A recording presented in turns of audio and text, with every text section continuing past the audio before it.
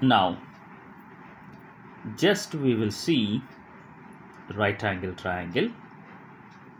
Here we have 90 degrees, that is called B, and here is less than 90 degrees A, and this is a C, this is also less than 90 degrees. Now the side opposite to right angle, that means this slant side, is called hypotenuse. Now among the three angles, here angle B, angle A, angle C. Now just I call it as this part, angle C, as theta. Theta means some angle like 30 degrees, 45 degrees or 90 degrees. 90 it can't be 90 degrees because here we have 90 degrees and here we should not have 90 degrees, and we cannot also, and because of the sum of the three angles must be equal to 90 degrees, therefore this should be less than 90 degrees. So 30 degrees, 45 degrees, 60 degrees, like that we have some angle is here. Therefore students, we will call this as a theta. Theta means some angle. Now we know that this side is hypotenuse. Now this is theta. The side opposite to theta is called opposite side of theta. The side based or adjacent to the theta is called opposite adjacent side of the theta. Therefore first of all we should find out where the angle is defined in the triangle.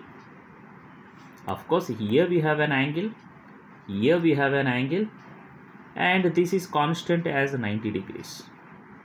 But angle C and angle A are variable, they can change, but sum of these two angles is 90 degrees.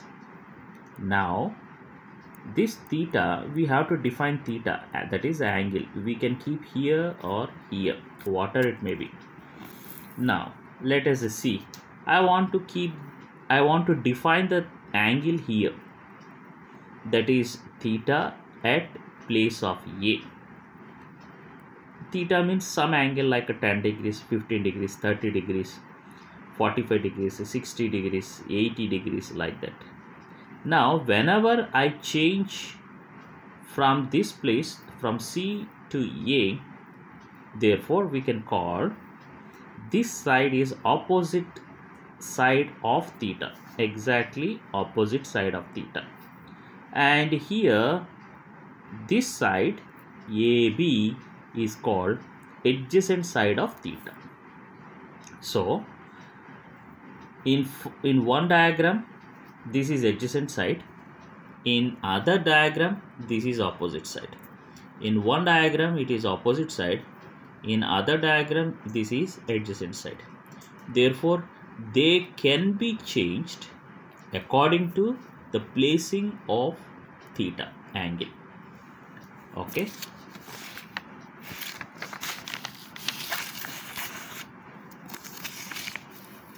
Now let us recall Pythagoras theorem. Square, this is the property and relation among the three sides, hypotenuse, side and side. Why we call as a side 1 and side 2? Because here C or A are the angles, but we did not keep anything as theta. That means we cannot define anything as an angle. Of course they are angles, but we are not defining any angle. Therefore we cannot specifically say which side it is, whether it is opposite side to theta or adjacent side to theta, we cannot say. This is also like that, adjacent side to theta or opposite side to theta, we cannot say. Only just we can say one side and other side, and this is hypotenuse because 90 degrees is fixed. Now let us see. Square on the hypotenuse of a right angle triangle is equal to the sum of the squares of other two sides. Simply, hypotenuse square is equal to side square plus side square. Therefore, AC square is equal to AB square plus BC square. So AC square, this is AC square, AC and square, AC square is equal to AB square, AB mean the length of the side, that means 5 centimeter, and here also another length of the side 12 centimeter, and this is constant hypotenuse. Now we will take we will check the relation. 13, if you take 13 here, 13 square is equal to 5 square plus 12 square. If it is 12 centimeter, it should be 5 centimeter. Definitely it should be 13 centimeter. Let us see. 13 square is equal to 169. Therefore 5 square is equal to 125. 12 square is equal to 144. Therefore adding of 25 plus 144 is equal to 169. So here centimeter square and centimeter square will be cancelled. Therefore 169 is equal to 169. This is just a check for the Pythagoras theorem. So this is whenever we keep theta, then we have to define which side this is. Opposite side of theta or adjacent side of theta. Opposite side of theta, adjacent side of theta. But if we don't define theta anywhere, just we have to call it as the side 1 and side 2. That's all.